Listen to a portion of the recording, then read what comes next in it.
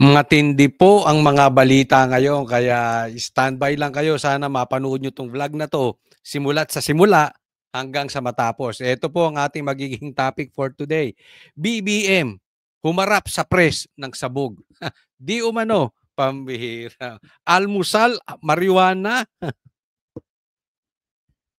Ay, pangalawa, pinklawan, manggugulo. No, ito ang dapat natin maintindihan na ano ba ang lagay natin? Pupunta ba tayo sa rally o hindi? Anong palabas na naman itong mga kain-tae? Pag-usapan natin yan maya-maya. Tambi at BBM, nagkaonsehan. Uy, sabi ko sa inyo parang droga lang yan. Pang-apat, hamon kay Lacson. O ito na, may humamon kay Lacson. Titingnan natin kung to si Ping Lacson ay bading kung lalaban sa hamon.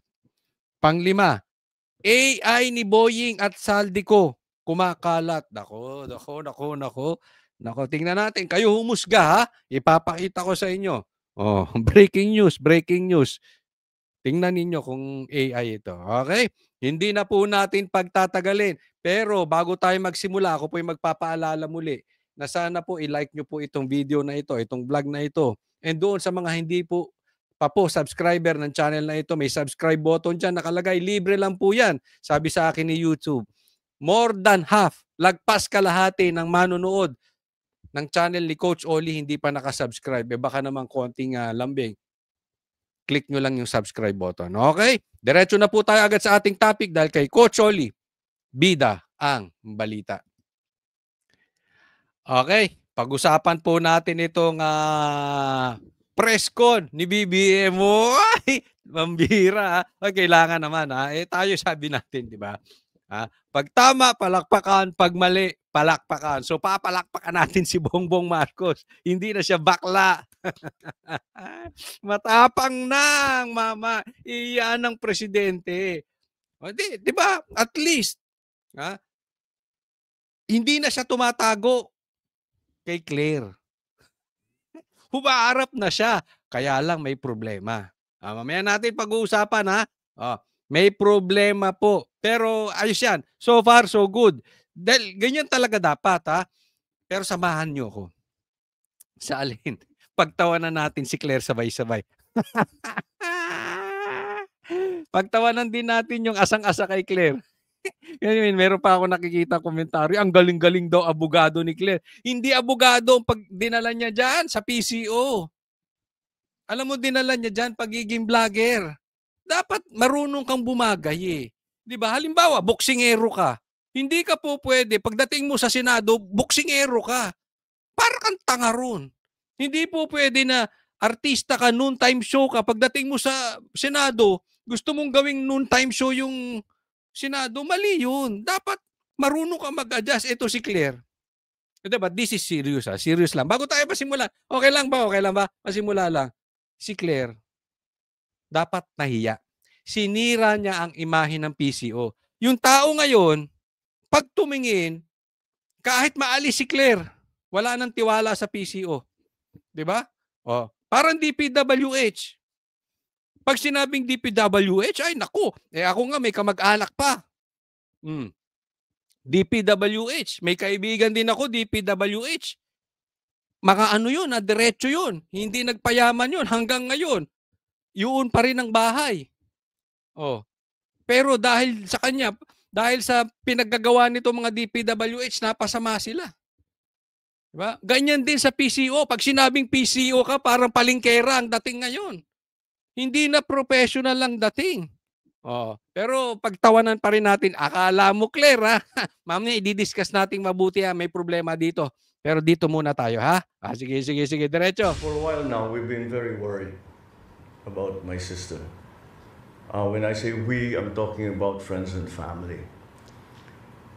Teka muna, saglit ha. Purihin din natin si Bongbong Marcos, hindi nagaganon-ganon. Ay, naku, improving ka Marcos na hindi ka na tumitira masyado. And the reason that is because the lady that you see talking on TV is not my sister. Nako!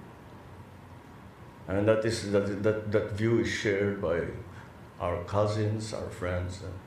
Hindi siya yan. Ano nang hindi siya yan? So that's why we worry. So we are very worried about him. Nako, Marcos, sabog ka na naman. Huwag kang lalabas sa press con ng sabog. So, sinasabi niya, yung Aimee daw na nagsalita sa INC rally, yung Aimee na nakikita natin ngayon, hindi raw si Aimee yun? Ay, ano yun? AI na naman? Ako yun, laos na yan pa AI nyo. Kahit sabihin mo, hindi ko sinakyan yung video mo na AI di umano. Hindi, ako, for my personal knowledge, hindi ko alam kung AI yun or hindi. Pero ngayon, wala na yun eh. Oh, irrelevant na yun. Kay AI yun o hindi, adik ka, Bongbong Marcos. Dahil sabi ng kapatid mo. So ngayon, pinalalabas nitong si Bongbong Marcos, AI yun? AI. Laos na yan sinasabi mo. Or, sabog ka. Hindi raw yun ang sister mo. Ay, nako, pambihira. Ay, sumagot si Aimee dyan, sabi niya. Kaya babasahin ko lang, ha? Hindi ko na kinuha, hindi ko na pinosang. Sabi ni Aimee, saglit lang, Bongbong. Si Aimee mismo, inano niya to sa Facebook niya. Bongbong, ako to. Kung ano-anong nakikita mo, ading, sabog. Sabi ko sa iyo Adik talaga. Ganyan ang, di ba ganyan ang adik ko, ano-ano nakikita? Kaya mainitin ang ulo Siguro, baka nagpapakita sa kanya ang demonyo, tapos ang tingin niya, hindi yun yung ading niya. Oo, na ano na siya isang katangian niya ng adik, yung reality at saka yung hindi totoo, hindi na nila ma-distinguish kung ano yung totoo o yung peke. Sabi niya, patunayan mong mali ako, gusto kong mali ako. Alam mo, matindi yung sinabi ni Aimee na yun. Minsan kasi, gusto mong, alam mo tama ka pero mas gustuhin mong mali. Dahil para na lang doon sa mahal mo sa buhay. Halimbawa, kapatid mo, tatay mo, nanay mo, malapit mong kaibigan, meron silang ginagawang mali, pero gusto mo na lang mali ka Pero alam mo, tama ka, yun talaga, tama yung duda mo may ginagawang kalokohan itong mahal mo sa buhay. Ganyan po ang ibig sabihin ni Aimee. Patunayan mong mali ako, pero sana mali ako Sana na lang mali ako. Maano tong bananggit ni Aimee na ito na patunayan mong mali ako kasi I'm sure hindi na naman papatunayan ni Bongbong mali si Aimee. Kasi hindi nga ito magpapadrug test. Alam nyo kung bakit hindi ito magpapadrug test? Legit addict to. Simple lang naman yun. Ang daling magpa-drug test Kaya nga sabi ko, we are beyond that. Nasa kamay na po ng AFP yan. Kung paano nila titingnan na mayroong addict na presidente, yan ba ay legal or illegal? It's up to them to decide. I hope she feels better soon.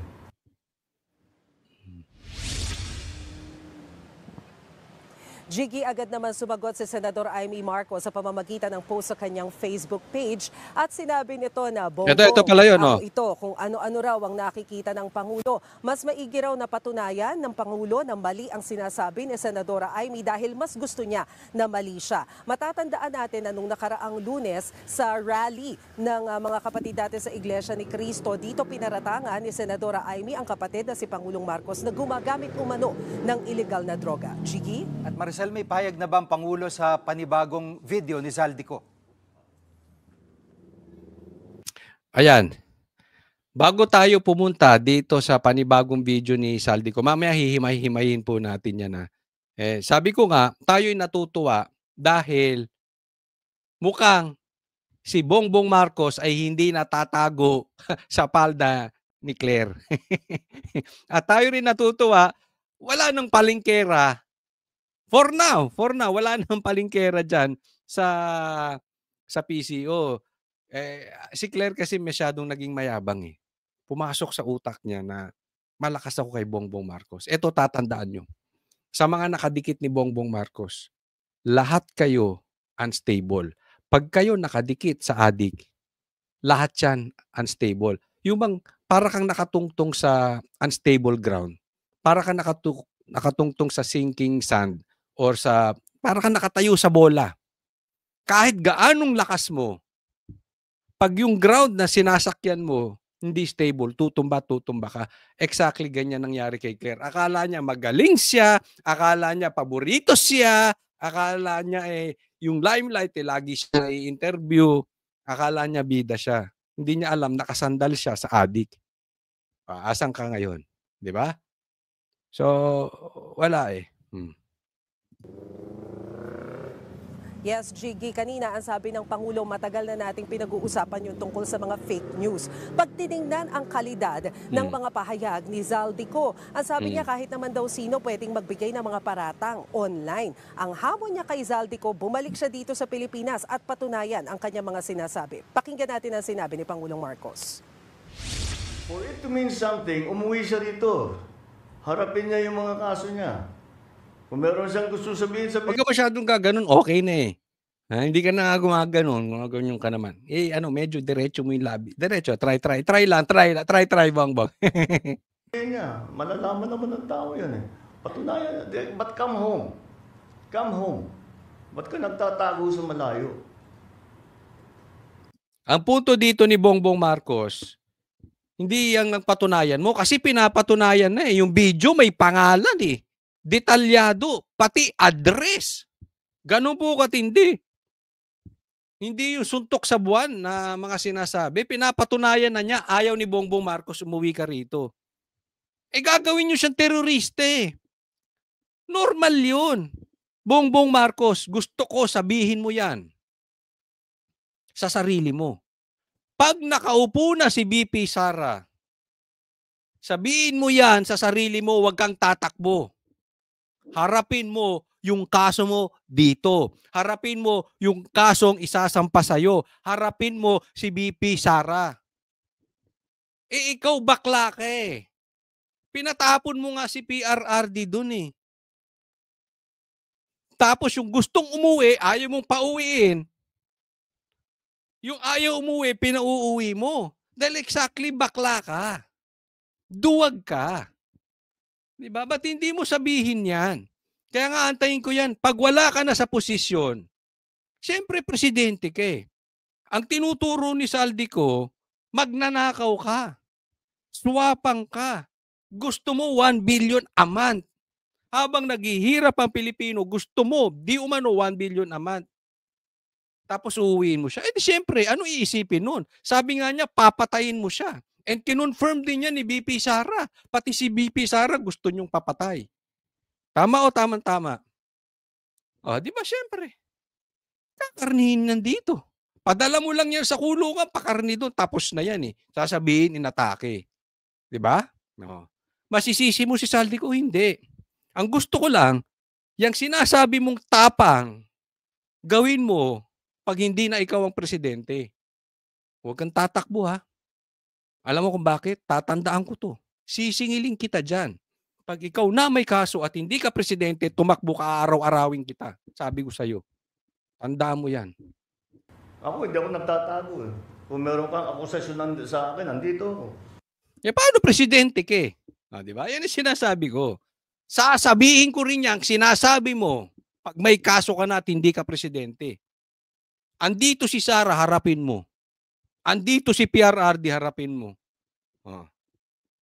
Tingnan natin. Because you are weak. Ngayon ka nga lang nakaharap sa press eh. Ilang buwan ka o taon nakatago sa saya ni Claire. Baka huli mo na yan. Susunod, di ka na ulit magpa-press eh. Bakit? Nagkalat ka eh. At saka ito problema niyan. Kung siya na talaga ang haharap sa press at magtatapangan siya, okay yun, palakpakan natin. Pero tatandaan natin, ang droga, may urge yan. Pag nagdodroga ka, pag addict ka, lalo ka't lulong ka, gusto mong magdroga. Hindi mo kayang tatagal ng 1 linggo nang hindi ka nagdodroga. So anong ibig sabihin?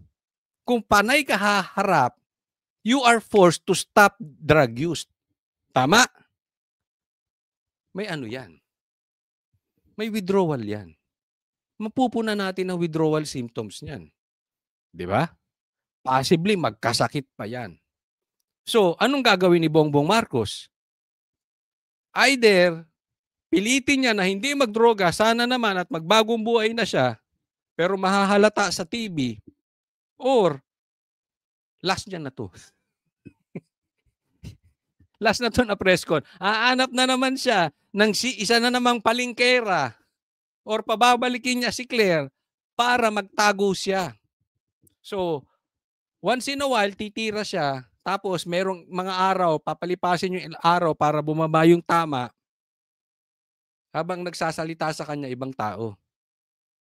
O, abangan ninyo. Ano doon ang gagawin niyan? Ako sa tingin ko, yung pangalawa. Kasi ang lulong sa droga, hindi basta-basta nakakaano yan. Hindi yan basta-basta kaya magbagong buhay. Unless there is divine intervention. Lagi kong sinasabi yan, iba istorya. Pag ikay sinuko mo yung sarili mo sa Diyos, but kung habang nagmamalaki ka na feeling mo wala kang kasalanan, wala kang mali, and then you are in denial of your mistakes, hindi papasok yung divine intervention kasi ano ka eh, hindi ka in humility na mali yung ginagawa mo. So sa tingin ko lang, maghahanap to ng isa na namang palingkera o palingkero to speak in his behalf. Jiggy, tinanong din natin kanina ang Pangulo tungkol doon sa sinasabi ni dating Executive Secretary Lucas Bersamin na he was asked to resign. Sabi ng Pangulo, nagkausap na sila ng dating ES at wala silang bad blood. Ang paliwanag niya naman sa pagbibitiyo ni Secretary Pangandaman bilang Budget Secretary, kailangan daw ito para maiwasan yung issue ng impluwensya sa proseso. Kasabay niyan, ipinakilala ng Pangulo yung bagong transparency portal ng DPWH kung saan makikita ang lahat ng programa ng DPWH, kumpleto sa impormasyon at bukas sa publiko sakaling nais nila ng karagdagang impormasyon ukol dito. Jiggy? Yan ang ulat ni Maricel Ali. Iyon naniniwala kayo dun sa portal na yan. Tingnan nyo yung ICI. Anong nangyayari? Naimbestigahan bang maayos si Tambi? Naimbestigahan ba si Bongbong Marcos? Wala yan. Anything under Bongbong Marcos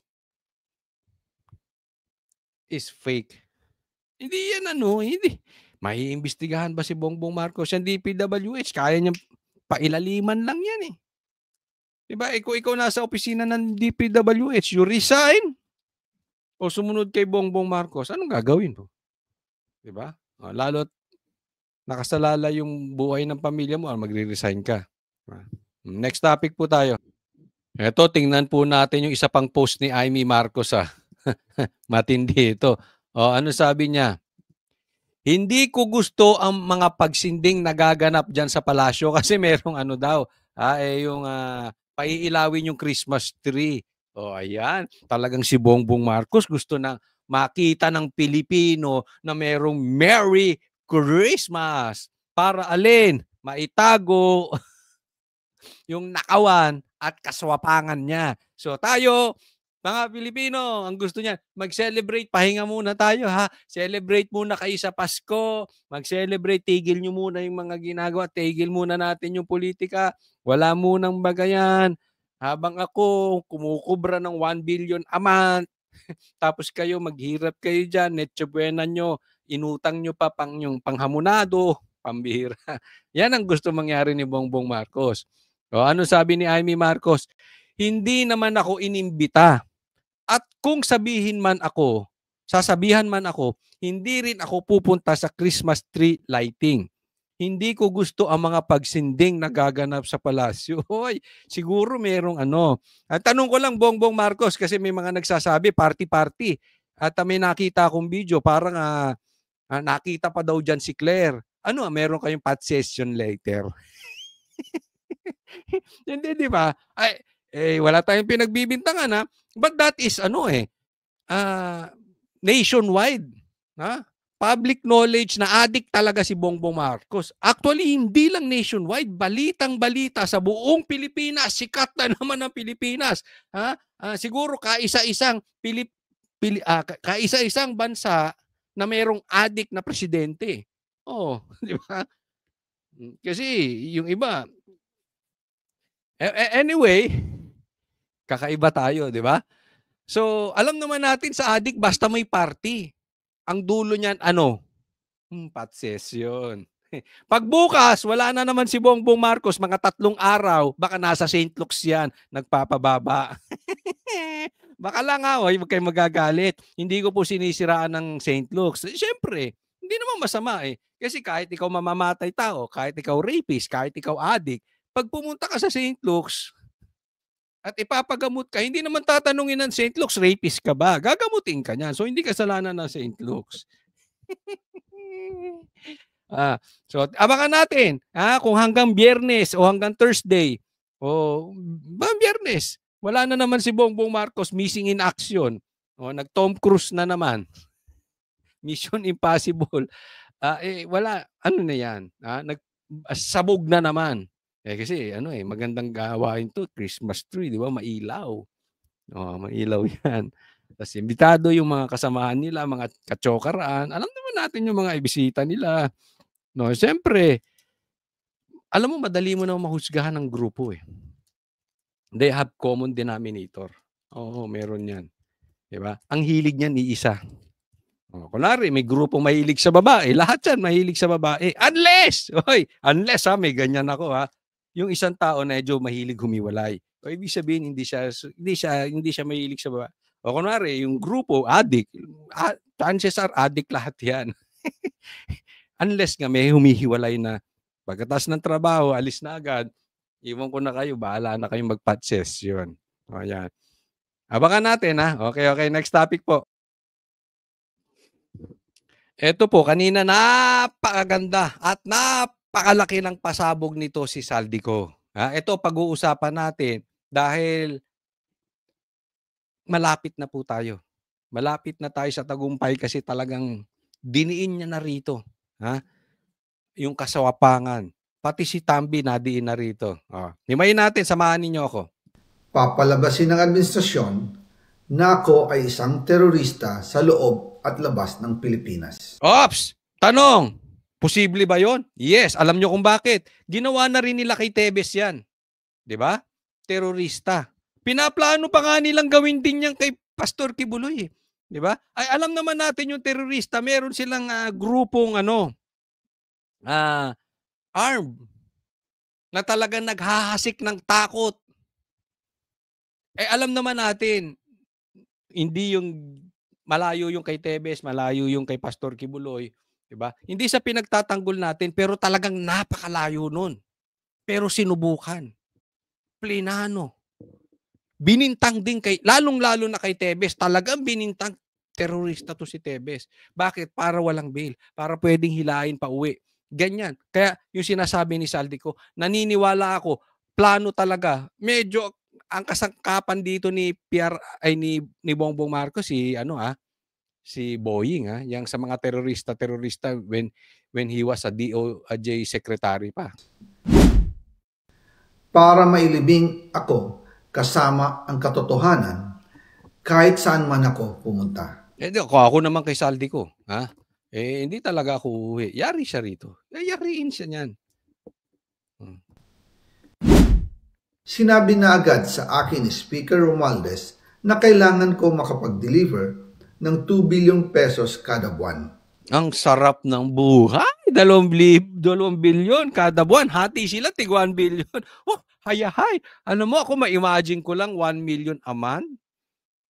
Masarap yun. 2 billion pa. Naku, ang layo nun.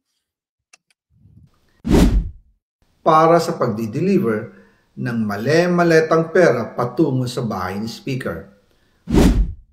Ang sinabi mismo ni Speaker Martin sa akin na hati sila ni Pangulong Marcos sa perang yon. Swapang, no? Magpinsang swapang. Alam nyo, una pa lang, isinisigaw na ng channel na ito ng Banateros na hindi kami sang-ayon na gagawin mong speaker yung pinsan mo. Si Bongbong Marcos hindi nakinig. Yung pala, yaan ang plano nila. Ha? Kakatkungin nila ang pera ng taong bayan. 1 million a month. Para gamitin bilang bagsakan at imbakan ng pera mula sa mga SOP, collection at deliveries na para sa Pangulo. Huwag mo akong pigilan sa mga insertions ko. Huwag ka nang makialam sa budget. Ang gusto niya ng 50 billion pesos na insertion. Ngunit ang sagot ng Pangulo, humingi ka ng bago or dagdag na insertions. Kapal ng muka. Magandang araw po sa inyong lahat. Bago ko ipagpatuloy ang aking paliwanag, nais ko munang magpasalamat sa inyo. Maraming salamat sa inyong bukas na isipan, sa inyong pasensya, at sa pagtanggap ninyo sa mga impormasyong aking ibinabahagi. Nagmi-meeting pa sila ngayon kung paano nila bibiyakin to. Pero yung trolls, kumakalat na ngayon. Ha? Kumakalat na. Teka muna, parang bigla naman atang humaba buhok ni Saldico. Bakit naman bigla atang tumaba si Saldico? Mga bobo. Sabihin na natin bobo. Mga bobo. Ginagawa tayong tanga. Isipin mo, ang laki ng pasabog ni Saldico, ang pinansin buhok. Alam mo talaga na ayaw nilang tanggapin. Dapat yan, kung ikaw ay patas, iniimbestigahan mo. May kakayanan ba si Bongbong Marcos gawin yan? Meron. Posible ba? Posible. Hindi ko sinasabing yun na talaga. Pero bakit hindi nyo tingnan? Talagang sa una pa lang, ayaw nyong makarating kay Bongbong Marcos. Kitang-kita na natin. Kaya ang problema ng Pilipinas, hindi tayo matatapos. Bakit? Meron tayong mga kababayan na we don't deserve a new government because our government is supported by stupid people. Hindi pwedeng ma-bless yung ganyan eh. Ang tigas ng puso natin. Pinagtatanggol nyo pa magnanakaw. Alam kong hindi madali ang mga paksang ito. Mabibigat at mahirap tanggapin. Hindi po ako makauwi dahil malaki ang banta sa buhay ko. Ngayon naman ay meron kaming natanggap na balita. Papalabasin ng administrasyon na ako ay isang terorista sa loob at labas ng Pilipinas. Para mailibing ako kasama ang katotohanan kahit saan man ako pumunta. Pero mahalagang malaman ng taong bayan ang katotohanan. Muli, taos-puso akong nagpapasalamat sa inyong pakikinig. Una po sa lahat, sinasabi ng ICI at ni Henry Alcantara na 21 billion pesos daw ang napunta sa akin. Hindi po totoo yun. Wala akong natanggap na ganyang halaga. Ang totoo, mula 2022 hanggang 2025, ang kabuuang pera na dumaan sa akin para ibigay kay Pangulong Bongbong Marcos at kay dating Speaker Martin Romualdez ay umabot sa 56 billion pesos at hiwalay pa dyan ang 100 billion pesos insertion ng Pangulo sa 2025 budget. Ayan, tinan mo, gaano kalaki. 56 billion na ang nibigay since 2022. Tapos, hiwalay pa yung 100 billion na insertions noong 2025. So, 25 billions. Grabe, nalulula kasi ako kaya million na sasabi ko. 25 billions kay Bongbong Marcos. So, bukod po doon sa 56 billion na nabigay na nahatian nila, meron pang 25 billion si Bongbong Marcos. Pati na rin ang 97 billion pesos flood control insertion na inilagay sa NEP ng 2026 national budget. Ayan. Speaking of NEP, yung mga bobo na kina-question, bakit hindi maglalagay si Bongbong? Bakit mo pa pinaikot-ikot? Pwede naman siya maglagay sa NEP. Eto na yun. 97 billion flood control projects insertion na ipinalagay ni Bongbong Marcos sa NEP. Nagigets nyo? Di ba yan yung sinisigaw nila? Ba't hindi pa sa NEP? Eto na. 96 billion. Nagsimula ito 2022 pa lang. Okay, yung NEPS 26. Pero yung 2022 nang hihingi na yung magpinsan. Tingnan niyo mabuti. At the get-go, sabi ko, ang bobo ni Bongbong Marcos. Bakit? Kung talagang medyo sakim siya sa pera, sabi ko nga doon sa mga kakilala kong vloggers, pati yung mga nakakausap ko na nasa kabilang parlor, ang bobo ng amo nyo. Bakit? Kung talagang gusto niyang mangurap or gusto niyang manatili sa pwesto, dapat hindi muna nila binanatan si Duterte kasi alam naman nila malakas ang Duterte.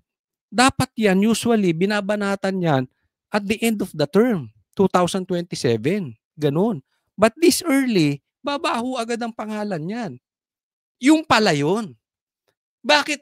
At the get-go, gusto na nilang banatan si Sara. Bakit? 2022 pa lang, nagnanakaw na. Kakapasok pa lang ang nasa isip, nakaw. Tumatak tuloy yung sinabi sa akin ni Attorney Vic. Nato nakausap ko siya personally, wag niyo na ikwento kasi secret namin yung baka sabihin, sinabi ko. 'Di ba? Nung pagpasok daw nila, meron si Attorney Vic na ayaw ng mga sekretary dahil basa ang credibility. May record sa nakawan, corruption, etc., etc. So meron silang pagtatalo ni Bongbong Marcos, hindi ko na i-detalye pero may mga ayaw siya na ipinasok dahil nga, yun pala, ito yun. Simula pa lang, lumihis na si Bongbong Marcos. Dahil ang usapan talaga, yan ang pagkakaalam ni Attorney Vic, yan ang pagkakaalam ni Amy, itutuloy yung proyekto ni DPRRD. Aayusin yung nasira nilang pangalan. Iba pala ang plano ni Bongbong Marcos. Ayusin yung bulsa niya. Una pa lang eh. 'Di ba? Kaya nga nung pumunta sa American, ba't biglang nagbago isip? Ito nagko-connecta na. Dahil meron silang pera doon na naipit. Yan ang sinasabi.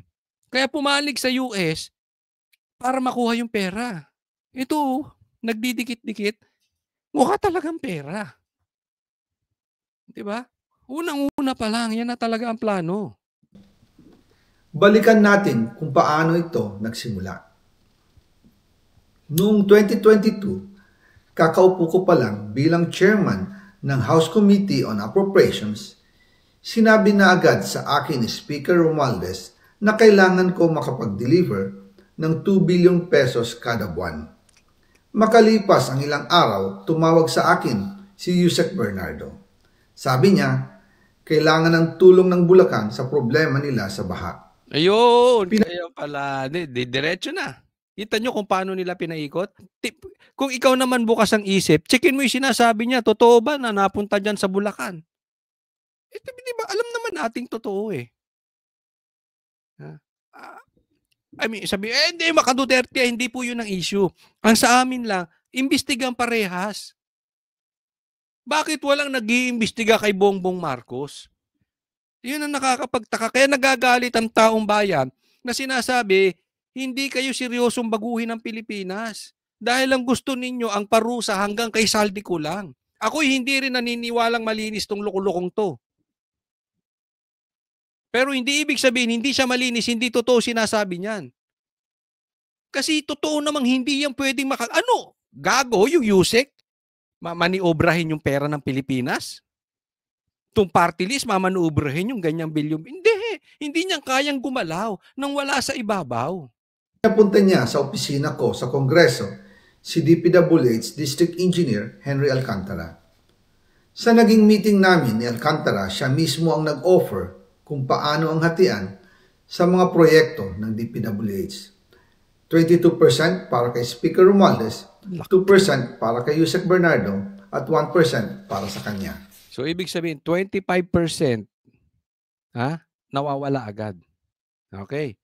Yung 22 daw, hati pa sila ni Bongbong Marcos. So, ang laki na napupunta sa kanila. No? Ang laking tumatapon na pera ng Pilipinas. Eksakto, 25% yun. 22 plus 2 plus 1. 25. Doon po nagsimula ang tinatawag nilang deliveries. Ang sistema po ay ganito. Yan. Ang mga tao ni Henry Alcantara ay nakikipag-ugnayan sa mga tao ko na sina Paul Estrada at Mark Ticsay. Sila ang tumatanggap na pera mula sa mga tao ni Alcantara.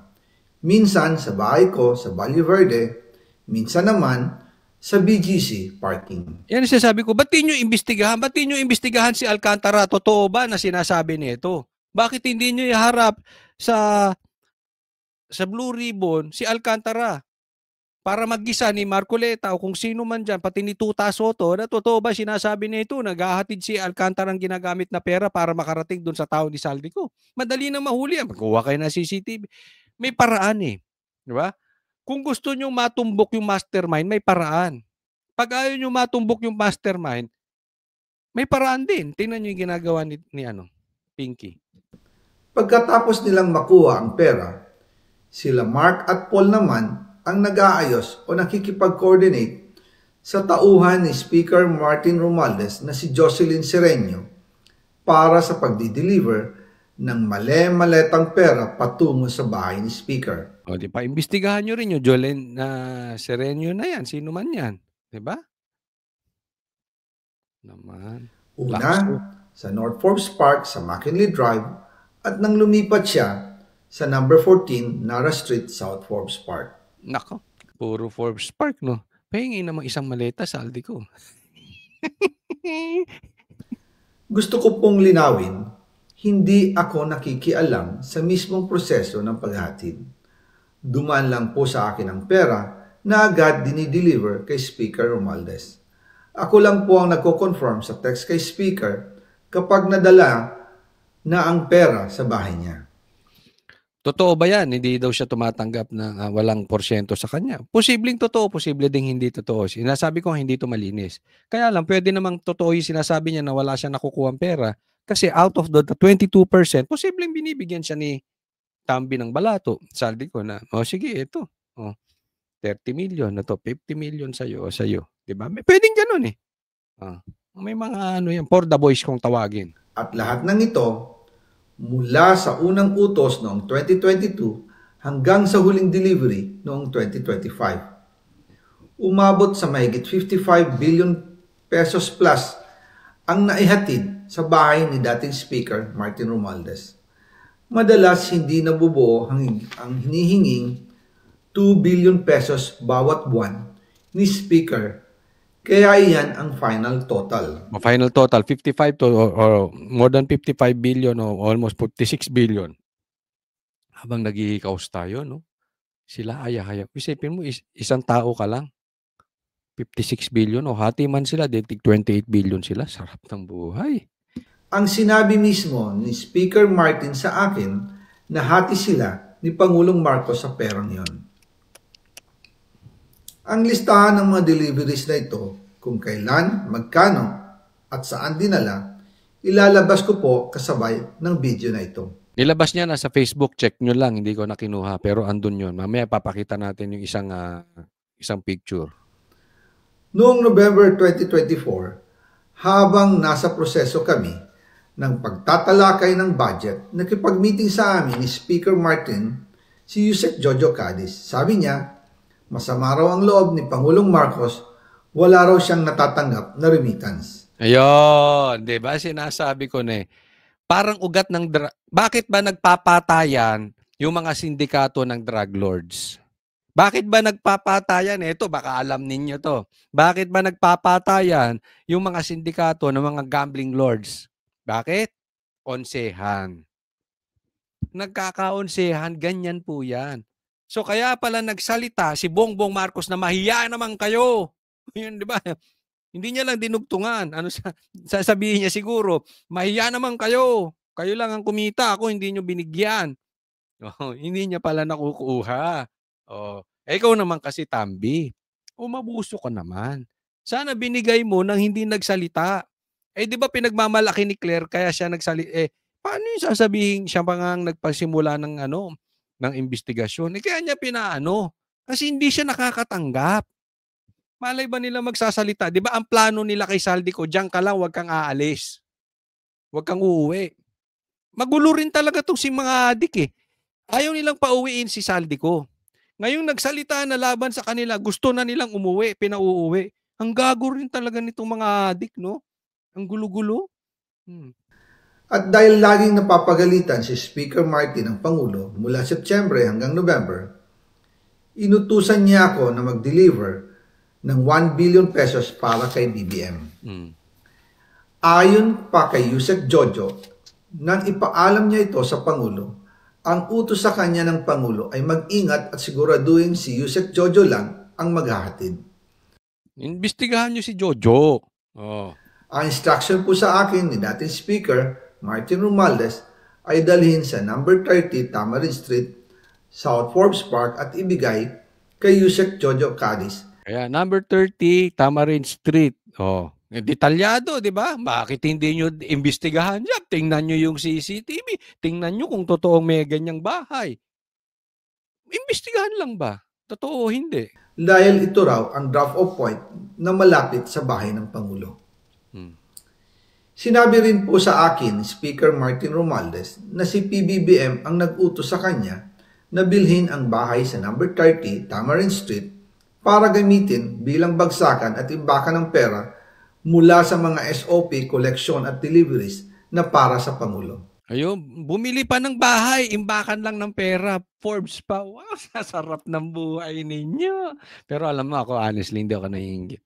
Dami mong pera, adik naman anak mo. Wala rin kwenta. Adik pa asawa mo, eh anong kwenta nun, di ba? So, galing, no? Parang pag inisip mo yung kwentong to, Pilipino ba itong mga to? Habang ang mga Pilipino nalulunod sa baha, sila bibili ng bahay sa Forbes, imbakan lang ng pera. Ganyan sila katindi.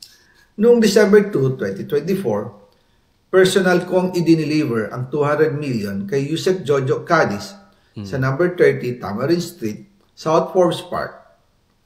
Ayon sa kanya, dadalhin daw niya ito sa bahay ng Pangulo sa number 41 Nara Street, South Forbes Park. Kaya kita nyo, detalyado, di ba? Idinideliver ang pera, pinabili yung bahay dyan sa number 30 Tamarind, South Forbes Park para bagsakan ng pera. Pero ang susunod niyan, siyempre para hindi halata, dadalhin sa number 41 Nara, South Forbes Park. Wow, daming bahay, di ba? Oh. Yan ang pagsiwalat. Detalyado.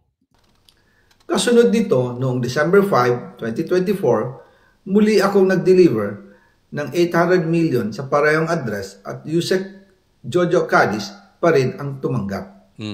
Sabi niya, iyon naman ay dadalhin sa bagong bahay ng Pangulo sa South Forbes Park. Sa kabuuan, alam mo kung matino sana tong Blue Ribbon Committee, kung matino ang ombudsman, o kung matino talaga itong ating dapat yan, tinitingnan na nila yung CCTV. I-apply na nila yan ng search warrant, makita na. Kasi baka maunahan sila ni Bongbong Marcos, ipapakat ng CCTV dyan.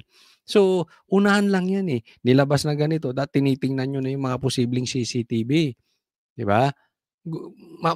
Dapat, kung gusto nila talaga matuko yung mastermind, mabilis kayo dyan, di kayo pwedeng kukupad-kupad. 1 billion pesos ang personal kong naihatid.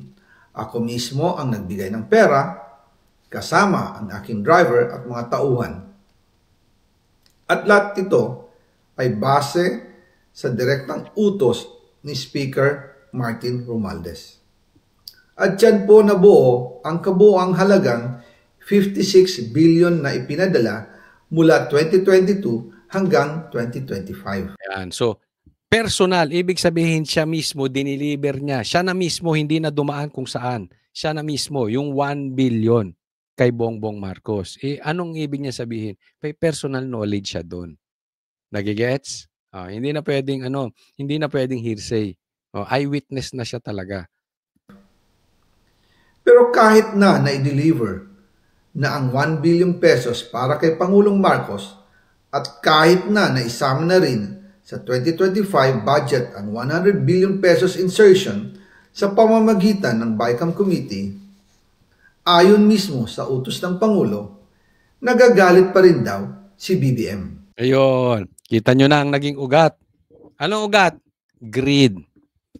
Anong ugat? Nagkaonsehan. Na i-deliver na yung 1 billion, yung gustong i-insert ni Bongbong Marcos na-insert na. Hindi pa rin. Nagagalit pa rin si Bongbong. Bakit? Swapang eh. Makatanggap ka lang ng 100 million, masaya ka na dapat eh. Pero siyempre, ibang level nitong mga ito. Diba? Hindi sila masaya sa 100 billion, hindi sila masaya sa 56 billion. Diba? Talagang, yung kasalanan mo, parang drugs yan. Yung kasalanan mo, pataas ng pataas ang dosage. Until yung sobrang greed mo o sobrang addiction mo, yan mismo ang sisira sa'yo. So, ito matindi to. Alam mo, Bongbong Marcos, once and for all, harapin mo ang problema. Kasi mauubusan kayo ng diversion, mauubusan kayo ng delaying tactics dahil maraming pasabog na gagawin si Saldico. Nakita nyo yung una, part 1 pa lang. It means may part 2 ulit, may part 3 ulit. So sunod-sunod po yan. Bakit? For 3 years, ginamit nyo si Saldico dyan sa kaswapangan ninyo. So hawak niyan. Baka nga si TP kaya nawawala dahil marami ring ebidensya patungkol naman sa droga. So nilagyan na lang, manahimik ka, dyan ka lang sa isang tabi, huwag ka na maingay. Siyempre, magkaiba naman sila ni Saldico. Diba? Tumahimik na yung isa, hindi natin alam, di ba? Pero ito, hindi na tumahimik. Bakit? Ginipit eh. Mas sobrang malaki. Nangamoy. Hindi na matatakbuhan talaga to ni Bongbong Marcos kahit anong ikot-ikutin nila. Masyadong mabigat yung ebidensya. Tutungo at tutungo kahit anong gawing pagtatanggol ni Lacson. Alam niyo ba wala nang tiwala ang tao diyan kay Lacson? Kasi very obvious eh, pati kay Tito Soto wala na. Tutungo yan talaga kay Bongbong. Kaya kailangan si Bongbong Marcos, kung may kasalanan siya, admit, do something, do the ultimate sacrifice para maayos na yung Pilipinas. Pero alam naman natin hindi niyang gagawin eh. So, sige, para may pagtatawanan tayo. Hindi naman mauubos eh. Ang ebidensyang ilalabas ni Saldico. Next po tayo. Tingnan po natin, isa po ito doon sa mga pictures na inilabas ni Saldico sa page niya mismo. Makikita nyo naman, Saldico may blue check. So sa kanya yan, personal niya yan, at na-check po yan mismo ng Facebook. Okay? Ang sabi diyan, cash out. June 14, 2024, cash out. 1 billion for RR. Ang tanong ngayon, ang mahiwagang tanong, sino si RR? Diba? Depende yan. Depende. Anong depende? Pwede bang depende kung sino si RR? Halimbawa, tatanungin mo si Claire Castro, sino yan si RR? O kaya tatanungin mo yung Dilawan, sino yan si RR? Si ano yan? Si Rodrigo Roa. Kasalanan ni Duterte. Yung pag-deliver ng pera kay Bongbong, kasalanan ng Duterte. That connect. Di ba? O ganyan ka na rin, Bongbong, nagpa-presscon. Total, ikaw na humaharap sa presscon. Dapat lahat ng sasabihin mo ay connect mo kay Duterte. Di ba napapansin nyo si Bongbong, pag di makasagot, sisimulan niya ng tawa. Nung tinanong siya about corruption, tawa. Nung tinanong siya sa droga, tawa. Pag malaki yung kinaharap na tanong, tawa muna bago sasagot. Baguhin mo na yon. Gawin mo style declare. Pag mahirap ang tanong, dawit mo Duterte. Pag tinanong, sino yung RR na yan? Si Rodrigo Roa. Dawit mo. Pero posible din to si Rap Recto. Hindi natin alam kung sino tong RR na to. Si Arn. Baka si Arn yan. Hindi natin alam. But definitely, matutukoy din yan. Baka ilalabas ni Saldico. Saldico, baka pwede mo na isabihin ko sino tong RR kasi nagkakahula-hulaan na kami rito eh. 1 billion, sarap po. Baka sa akin yan. Roliver Cristobal. Baka sa akin mo i-deliver yan. Bambira, 1 billion Ay, di ko alam gagawin ko saan ko itatago yan. Wala akong bahay sa Forbes. Ayan So, ebidensya yan Ganyan po detalyado, may picture, saang bahay. Naku, yari ka dito. Yari ka, Bongbong Marcos. O, ito po, next, tingnan natin, ha. Ito, pakinggan natin kasi meron na naman silang bagong investigasyon. O, ito si Ping Lacson, may investigasyon. Meron daw MBB. O, ano yung MBB, Ping Lacson?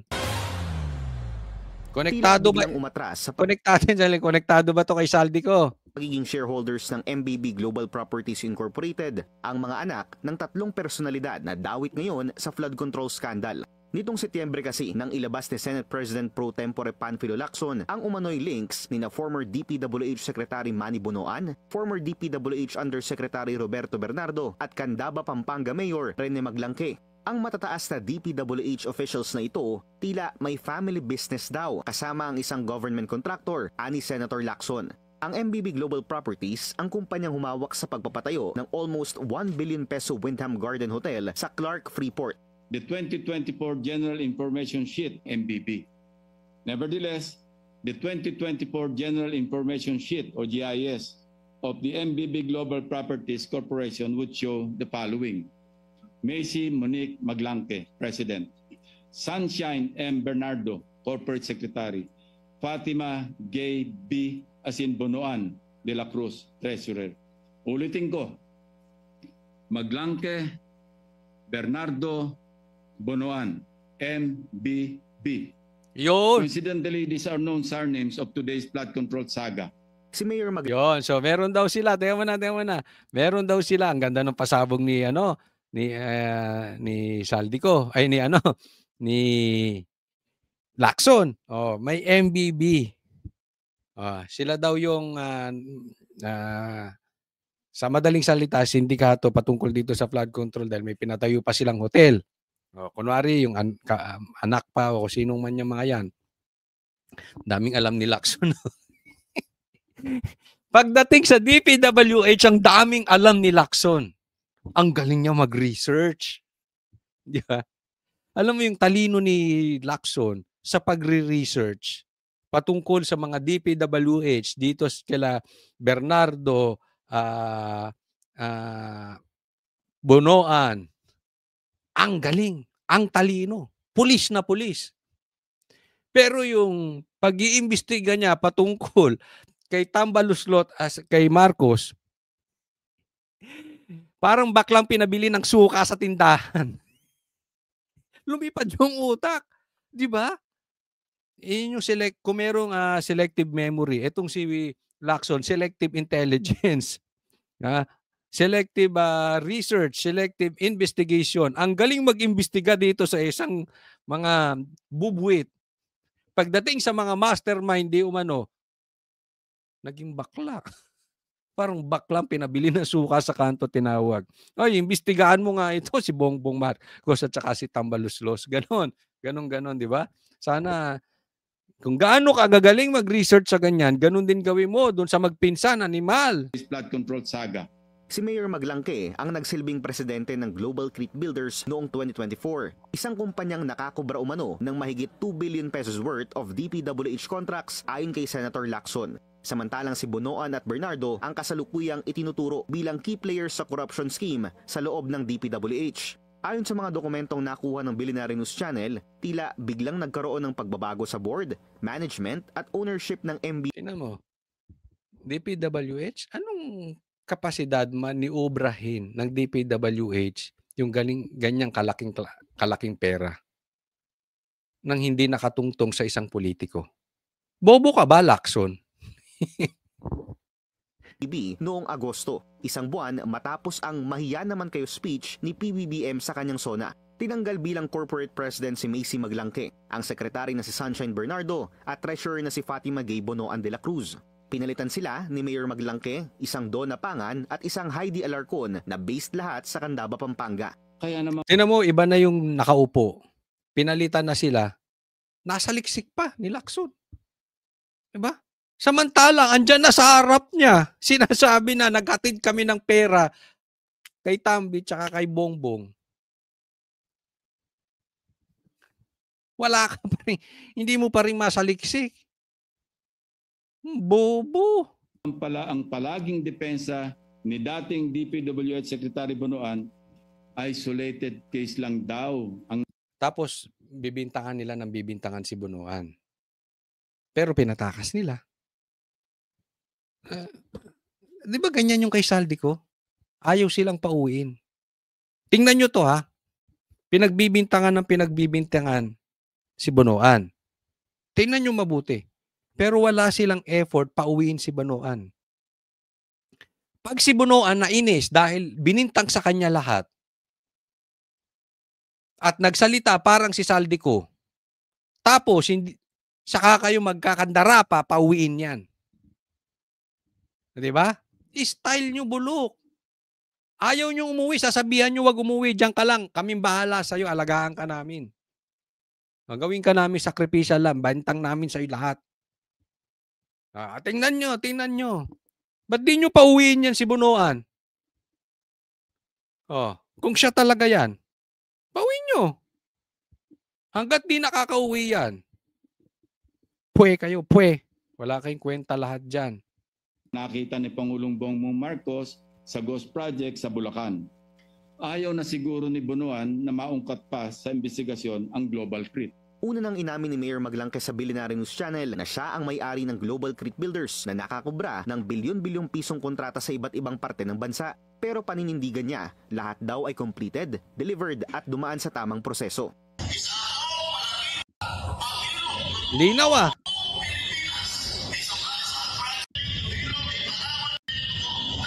Forward na lang natin. Linaw na sinasabi. Hindi rin natin maintindihan. Agad na pinaimbestigahan ng Department of Migrant Workers nang lumutang ang pangalan noong Setyembre. Ilang beses naming sinubukang kunin ng updates ng investigasyon sa ahensya, pero wala pa itong tugon sa aming mga mensahe. Para sa agenda. Lacson, kailan mo pa uuwiin si Bunuan? Ha? Tingnan natin. Next po. Ito, may pakalat na fake news si Lacson at tila ay binibintang po ito. Di umano sa mga DDS, sa atin po yan or siguro sa mga politikong hindi kayang pilipitin ni Bongbong Marcos ang leeg. So pakinggan po natin. Mismong si Senate President Pro Tempore Ping Lacson ang nagkumpirma. May ilang grupong nagpaplano raw pabagsakin ng gobyerno sa pamamagitan ng isang civil-military junta. Not only information kasi may mga may message na short of confirming na meron talagang such move. Meron talagang obvious na moves na i-overthrow yung government. Wala siyang pinangalanan pero mula raw ito sa ilang retiradong militar at mga pulis. Inalok pa nga raw siya na umanib dito. Yes. Ako hindi naniniwala dito sa sinasabi niya. Magkakaroon daw ng military junta at inaalok si Lacson. Hindi naman bobo yung mga militar na yan. Alam na yan na meron kayong kasunduan dyan sa ibabaw. Amoy na amoy. Kahit grade 2. Amoy Tambilos ka, amoy Bongbong Marcos ka. Baka nga mamaya amoy maleta ka pa eh. Amoy na amoy yan eh. Brad, ano ka ba naman? Ikaw pa ooperan? Naku. Ginagawa mo naman tanga yung mga sundalo natin. Join at saka maging part. Just in case. Ako naman, hindi naman ako nagre-reply eh. Talagang as in dead ma. Unconstitutional eh. Baka walang kasunduan. Baka walang maleta. Nagtatanong lang tayo. Baka kaya dinededma niya. Hindi nyo yung offer, baka hindi nyo ilalagyan ng ilang maleta. Sa tingin ni Lacson, coordinated at orchestrated ang mga pagkilos para Ito na. gamitin ng taong bayan. Nag-escalate noong before the INC rally. Nag-escalate noong lumabas si Saldico. Tapos hindi ko alam kung meron pa nung after ng speech ni Senator Amy. Anya, reset sa gobyerno ang gusto ng ilang grupo. Parehong gustong patalsikin sina Pangulong Bongbong Marcos at Vice President Sara Duterte. Ayan, ang sabi niya, nagsimula ito nung magkakaroon ng rally ang INC. Tapos, parang nag-escalate pa o lumala pa yung offer, yung usapang military junta after nung speech ni Amy Marcos. At ang gusto, patanggal, magkakaroon ng reset. Ang magte-take over, militar, hindi natin alam kung yan yung plano kay si RSA ang mangunguna. Basta yung militar, tapos reset, magkakaroon ng election, alis ito si Bongbong Marcos, resign si Sara Duterte. Diyan pa lang, galaw-dilaw na, di ba? Sinong loko-loko? Bakit idadamay nyo si Sara? Ha? Gago ba kayo?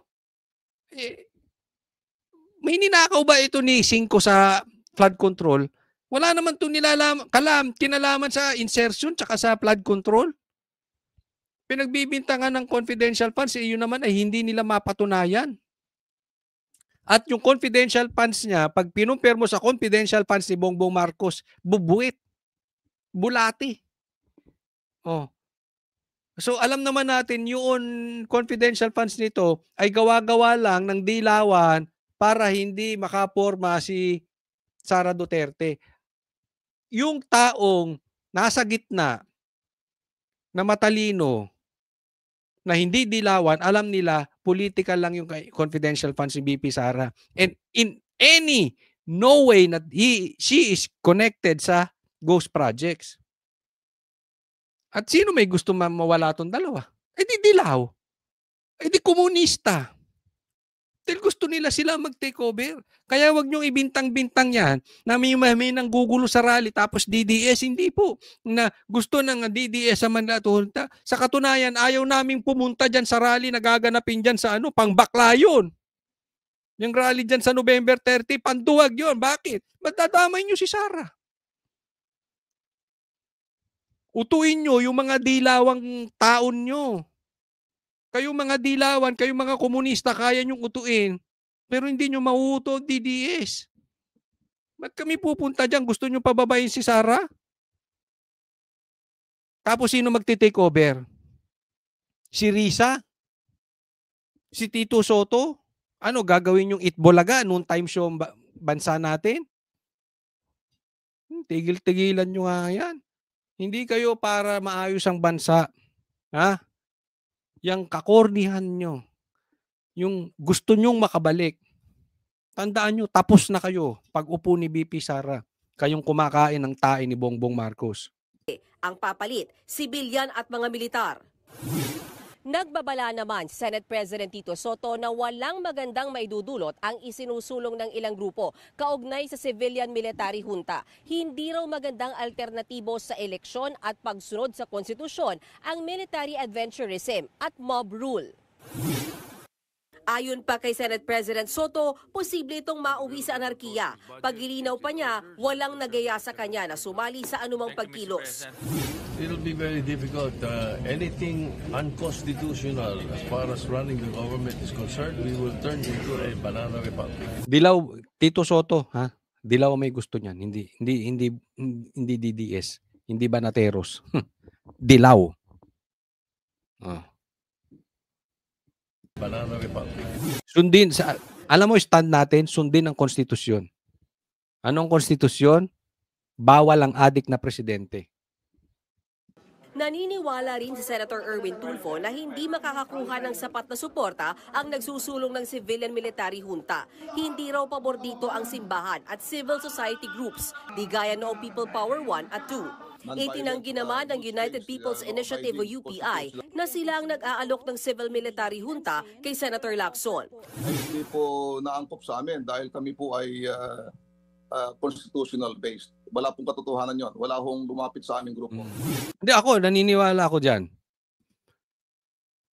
Ang DDS gusto kung ano ang nakasaad sa konstitusyon.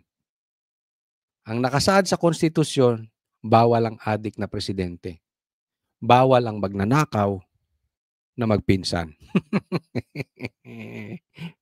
According to Senator Amy at Saldico. Ang AFP muling tinutulan ng panawagang military intervention, habang ang Malacanang naniniwalang ang gusto lang ng mga grupong nasa likod nito ay patalsikin ng Pangulo para sa kanilang sariling interes at hindi para sa bansa. Ay kasalanan na naman ni PRRD. Buhay pa pala yan si ano. Nagbabalita Alam mo, Claire, namimiss kita. Namimiss niyo ba si Claire? Ito, tingnan po natin yung statement na to, ha. Ito, tingnan po natin, ha. Ito yung post ni General Romeo B. Pokis. Senator Lacson sa Facebook. Be fair and just name the retired generals who approach you for an unconstitutional civilian military junta. Yan po kasi ang problema ni Lacson. Pareha sila ni Tito Soto. Una si Lacson muna. Si Lacson ang hilig alam mo yung bakla? Yung nga parang baklang pinabili ng suka tapos pagdating doon sa tindahan nagchismis. Pero ayaw naman pangalanan.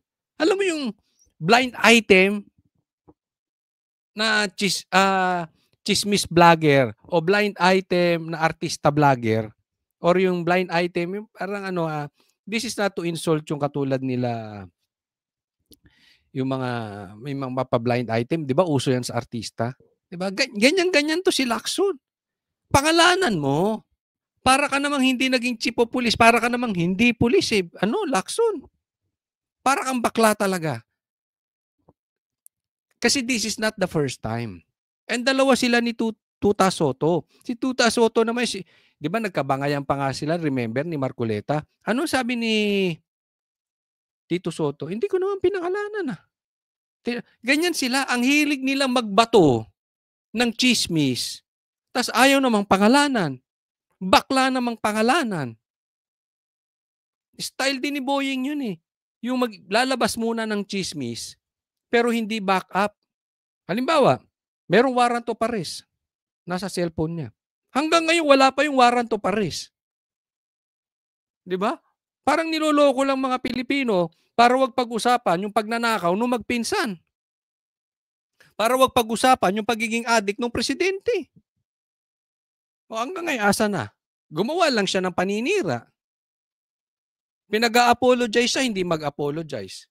Pinag-a-apologize si na Marcoleta, no, sinasabi na ibendalo. Wala din, hindi man lang mag-apologize. Mayabang talaga, ang taas ng pride eh. Diba? O, ganyan din tong dalawan to. Ayaw rin pangalanan. Lalong-lalo na to si Lacson. Ang lakas magbalita. Military junta pa, hindi maganda yun. Tapos hindi mo kayang pangalanan. Lacson, act like a senator. Huwag kang parang chismis vlogger. Kung hindi mo kayang pangalanan, kung hindi mo kayang magpakalalaki, huwag ka na mag-chismis. Simple, di ba? Oh. Pero alam naman natin sinong gustong magkaroon ng reset eh. No, next po tayo. Ito, tanong ko lang ha, tanong lang. Kasi ang dami nagsasabi, AI daw yung kay Saldico, payat daw siya dati, walang buhok, ngayon mahaba na buhok, tumaba na. Yung kay Bongbong Marcos na tumitira ng cocaine, AI daw. Alam mo, masyado nang masyado nang nagiging excuse. Pagka meron silang nagagawang kapalpakan or tatama sa gobyerno, ang dating AI. So ako, nakita ko lang tong post na ito, tulungan ninyo ako ha. Ako naman ay nagtatanong ng maayos. Ito bang picture ni Boying na ito ay AI din? Kasi issue nila doon, may buhok na si Saldico, tumaba. Ito rin naman, di ba? Tingnan nyo yung itsura ni Boying noon. Ang laki-laki ng katawan, malaman pa, may buhok pa, medyo maputi pa. Ngayon parang talagang parang dumayb sa putikan. Tapos nakalbo na. Parang nagdodroga na itsura. Hindi to nagdodroga, I'm sure hindi nagdodroga to. Pero yung itsura niya talagang umpak na eh. Parang nagdodroga na. Diba? So, tanong AI dahil marami ring si Amy, sinasabi ni Bongbong Marcos na hindi yun yung kapatid ko.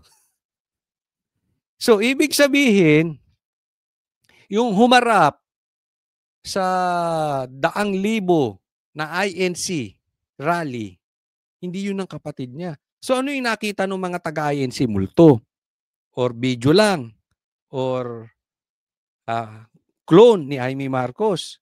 Diba? AI, baka ganun, AI. Ito rin, maraming kapalpakang sinasabi. Kung titingnan mo, parang, ito ba ay gawain ng SOJ? Yung mga sinabi niya before na siya SOJ pa. Ito yung ginawa niyang desisyong ombudsman. Parang wala din sa ayos. Nakakita ka na ba ng ombudsman na asang-ayon sa Bendalo?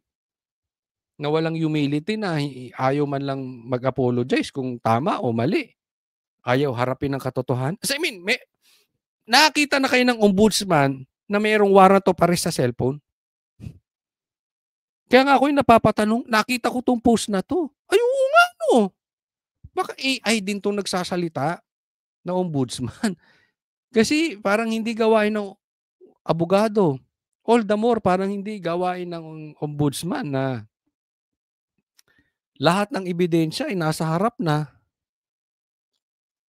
Pero yung first day niyang mag-ombudsman, ang gusto niyang imbestigahan si Sara. Magbebendalo. At kung ano-ano pang kapalpakan ng mga sinasabi. So, ano lang naman tayo, nagiging, kasi medyo naiinis na kami doon sa excuses na AI to AI. Kahit na si Saldico na mismo ang nag-post doon sa page niya mismo, AI pa rin ang tawag. Diba? Kayo sa mga ilagay nyo. Hindi, iisa yan. Or AI yan. Bagay, hindi na natin malaman kung ano. Pero anong nangyari sa'yo, Boy? Ba't ka nagkaganyan kung ito hindi AI? May tayo nagtatanong lang. Sana, hindi kasi tayo, concerned din tayo sa health ng isang tao. Dahil kung meron talagang sakit, dapat magpahinga muna. Dahil compromise po ang kanilang trabaho dito sa ating gobyerno. Sa aking pagkakaalam ay hindi po pwedeng ganun. Diba? Dapat you are in good, healthy condition to be a government official. Lalo na yung public official ka na mataas ang ranggo mo. Diba? So, AI ba yan o hindi? May sakit ka bang malala na hindi? Kasi inamin naman niya may sakit siya. Pero, by the looks of it is serious. I mean, kung hindi AI to, tingnan nyo naman ang gap. It's like night and day. It's like 30 years gap ng itsura. So, this is not to insult him. This is to ask if this is an AI or karapat-dapat pa ba siya nasa posisyon niya. Diba? Same with Bongbong Marcos. Sabi nung kapatid, adik. Hindi po pwede po magkaroon tayo ng adik na presidente. Maraming salamat po sa mga manunood and sana po wag niyo pong kalimutan na i-like tong vlog na ito and patuloy sana po kayong sumuporta dito sa channel na Coach Oli News PH. Subscribe po. Click nyo lang po yung subscribe button dyan. Maraming salamat po. God bless everyone.